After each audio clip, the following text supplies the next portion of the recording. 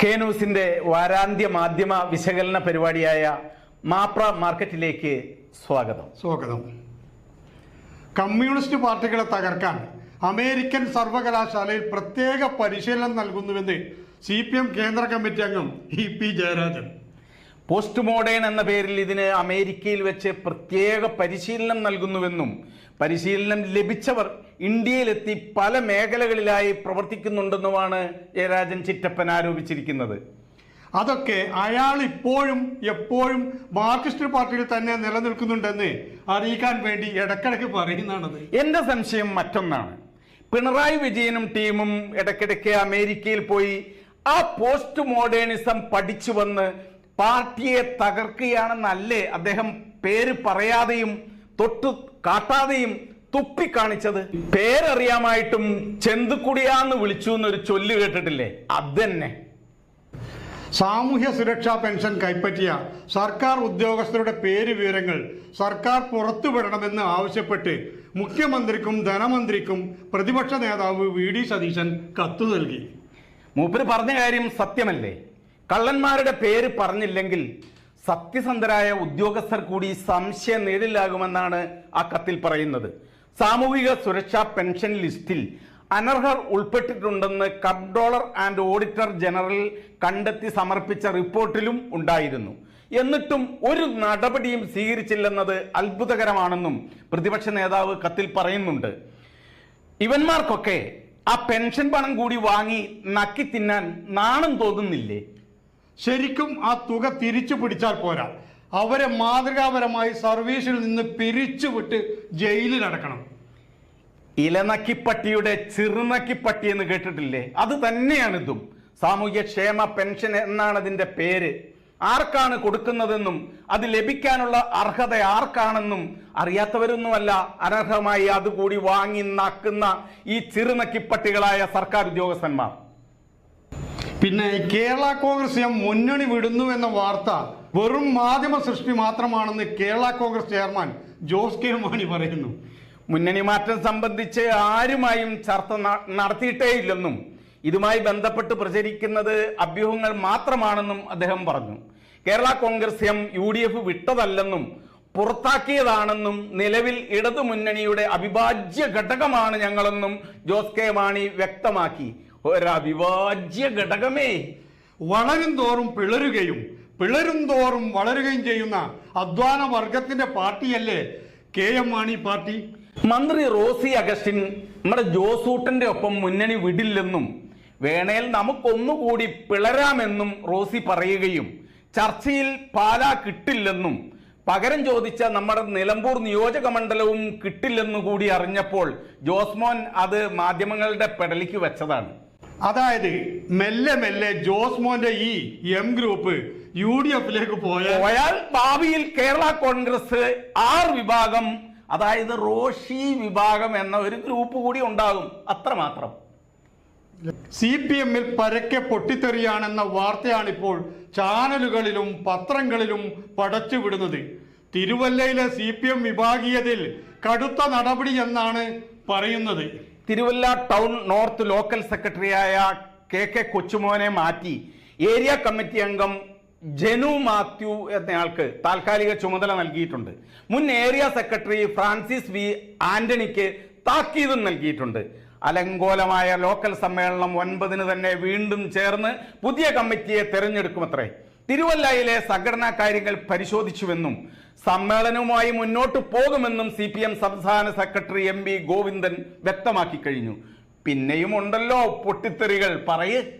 കരുനാഗപ്പള്ളി വിഭാഗീയതയിൽ സംസ്ഥാന സമിതി അംഗം സൂസൻ കൊടിയെയും PR വസന്തനെയും തരം താഴ്ത്തിയേക്കുമെന്ന് വിവരങ്ങളുണ്ട്. വെറുതെ അല്ല, വിഭാഗീയ പ്രവർത്തനങ്ങൾക്ക് നേതൃത്വം നൽകിയെന്ന വിലയിരുത്തലിലാണ് സംസ്ഥാന കമ്മിറ്റി അംഗം സൂസൻ കൊടി, ജില്ലാ കമ്മിറ്റി അംഗം PR വസന്തൻ എന്നിവരെ തരം താഴ്ത്തിയിരിക്കുന്നത്.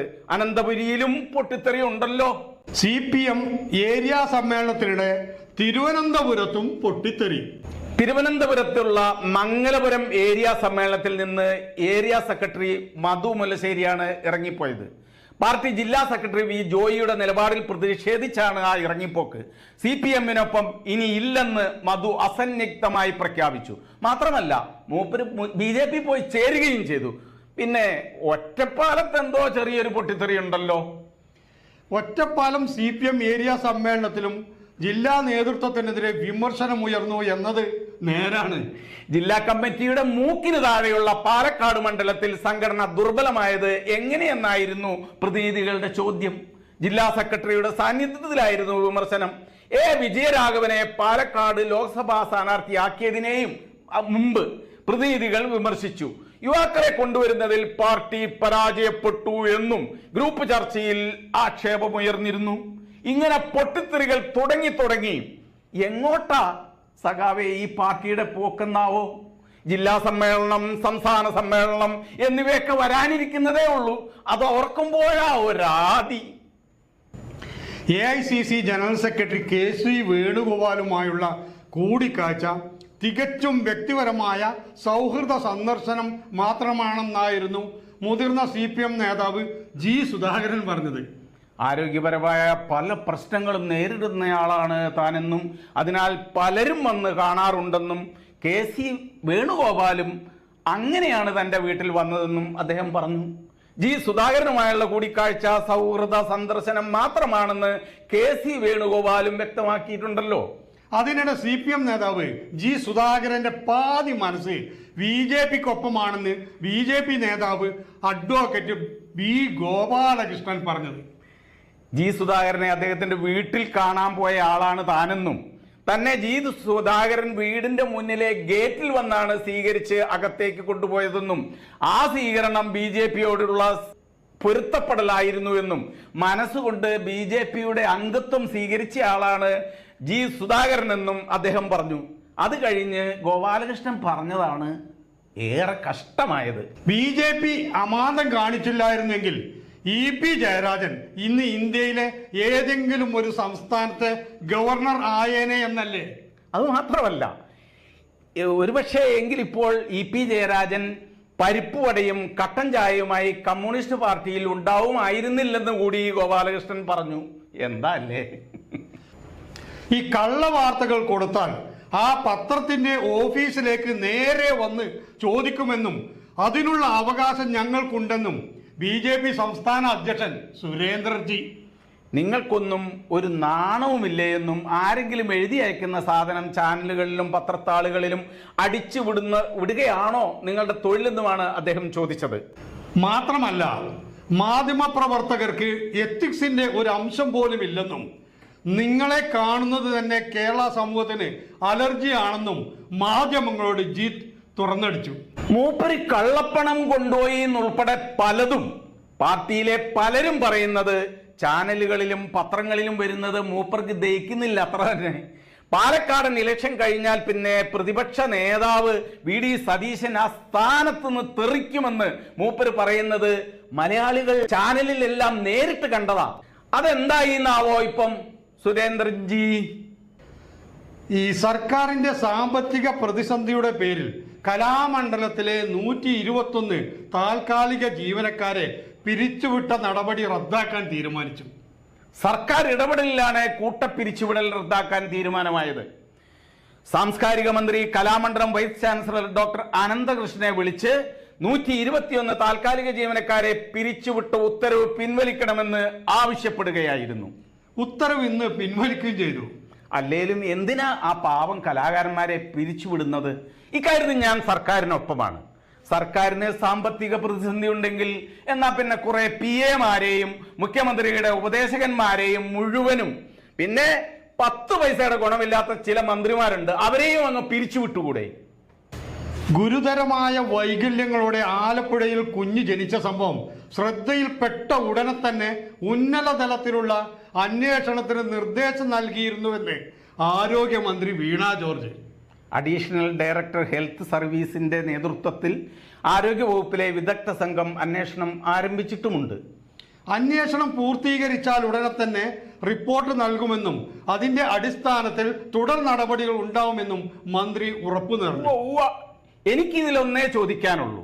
എങ്കിലത് മുൻകാല പ്രാബല്യത്തോടെ വേണ്ടി വരുമല്ലോ മന്ത്രി വീണാമ്മേ എന്നാണ്. കൈമാറിയും കണ്ണുമാറിയും ഒക്കെ ഓപ്പറേഷൻ ചെയ്തും ഓപ്പറേഷൻ സമയത്തെ കയ്യുറയും കത്രികയും മറ്റെന്തെല്ലാമോ പലതും രോഗിയുടെ ഉള്ളിൽ വെച്ചും തുന്നിക്കെട്ടി വിട്ട് രോഗിയെ തന്നെ മാനഭംഗപ്പെടുത്തിയുമൊക്കെ പല പഴയ കേസുകൾ ഉണ്ടല്ലോ മന്ത്രി. അവർക്കെതിരെ കൂടി മന്ത്രി വീണ മുൻകാല പ്രാബല്യത്തിൽ നടപടിയെടുക്കുമോ എന്നാണ് ഞങ്ങൾക്കറിയേണ്ടത്. വളപട്ടണത്തെ അരി വ്യാപാരി അഷ്റഫിന്റെ വീട് കുത്തി തുറന്ന് 1 കോടി രൂപയും 300 പവൻ സ്വർണവും കവർന്ന അയൽവാസി ലിജീഷിനെ അറസ്റ്റ് ചെയ്തു. നമുക്ക് ആ സംഭവങ്ങളിലേക്കൊന്ന് കടന്നു പോകാം.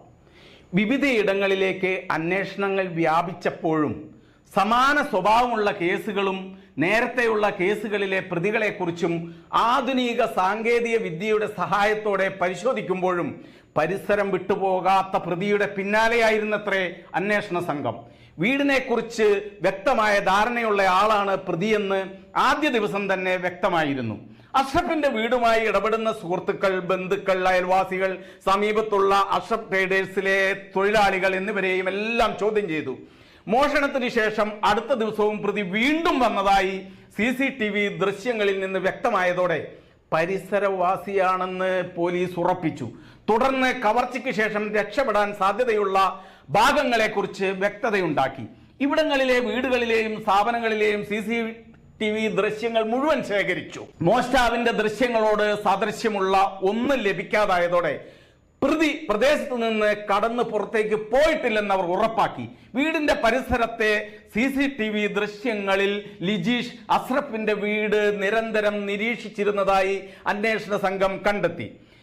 ആദ്യ ദിവസങ്ങളിൽ ശേഖരിച്ച വീടിന്റെ പരിസരത്തുള്ളവരുടെ വിരലടയാളങ്ങൾ കീച്ചേരിയിലെ വീട്ടിൽ നിന്ന് ലഭിച്ച വിരലടയാളവുമായി ഒത്തുനോക്കി.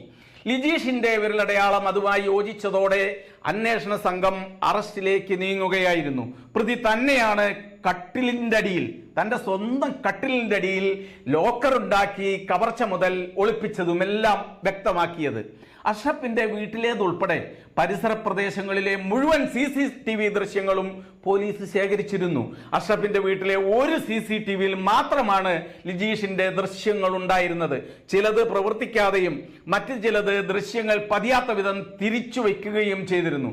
2-3 ദിവസം കോടീശ്വരനായി പണത്തിന്റെയും സ്വർണത്തിന്റെയും മുകളിൽ കിടന്നുറങ്ങാനായത് മാത്രം ആ പാവത്തിന്റെ ഭാഗ്യം. പോലീസ് നായി നേരത്തെ ഓന്റെ വീടിന്റെ മുന്നിൽ എത്തിയിരുന്നു എന്നത് കൂട്ടി വായിക്കുമ്പോൾ ഒരു കാര്യം ഉറപ്പായി. പ്രതിയെ ആദ്യമേ തന്നെ മനസ്സിലാക്കിയ പോലീസുകാര് പിന്നെ പ്രതിയെ പിടികൂടിയ ഒരു സന്തോഷത്തിന് ലഡു വിതരണം ചെയ്തു എന്ന് മാത്രം. അതിലേറെ ഞാൻ ഒരാളുടെ FB പോസ്റ്റാണ് ശ്രദ്ധിച്ചത്. നെല്ല് ഉൽപ്പാദിപ്പിക്കുന്നവൻ സർക്കാരിൽ നിന്ന് നെല്ല് സംഭരിച്ചതിന്റെ പണം കിട്ടാതെ ഇന്നും കഷ്ടപ്പാട് സഹിച്ച് സ്വന്തം കൂരയിൽ ഗതികെട്ടു വലയുകയാണ്. അത് അരിയാക്കി വിൽക്കുന്നവൻ സ്വന്തം വീട്ടിൽ 300 പവനും 1 കോടി രൂപയും ആരോരുമില്ലാതെ ഇട്ടെറിഞ്ഞു പോകാൻ മാത്രം സമ്പന്നനായി. വേറെ എവിടെയെല്ലാം എത്രയെല്ലാം സമ്പാദ്യം കാണുമെന്ന് നാം ചിന്തിക്കേണ്ടതാണ്. ഇതാണ് നമ്മുടെ കർഷകനും കച്ചവടക്കാരനും തമ്മിലുള്ള വ്യത്യാസം. ഏതായാലും ഒരു വാച്ച്മാനെ പോലും വെക്കാതെ വീട്ടിൽ ആരുമില്ലെന്ന് പോലീസിനെയും അറിയിക്കാതെ തമിഴ്നാട്ടിലേക്ക് പോയ അഷ്റഫിനെ സമ്മതിക്കണം. അതെ, ആദ്യം ഓനിട്ടൊന്ന് പൊട്ടിക്കണം. ആ പണവും സ്വർണവും ലോക്കറിൽ കൊണ്ടുപോയി വെക്കാതെ 2 CCTVയും വെച്ച് വീട് പൂട്ടി 2 താക്കോലും കയ്യിൽ പിടിച്ച് എതിലേലും പോണവന്മാരാണ് മലയാളി സമ്പന്നന്മാർ. വെറുതെയല്ല കുറുവ സംഘം തമിഴ്നാട്ടിൽ നിന്ന് ഇതിലേ കൂടി ഇറങ്ങി വിലസുന്നത്. മാപ്ര മാർക്കറ്റിന്റെ ഈ എപ്പിസോഡ് ഇവിടെ അവസാനിക്കുകയാണ്. നിങ്ങളുടെ വിലയേറിയ നിർദ്ദേശങ്ങളും അഭിപ്രായങ്ങളും ഞങ്ങളെ അറിയിക്കുക. നമസ്കാരം.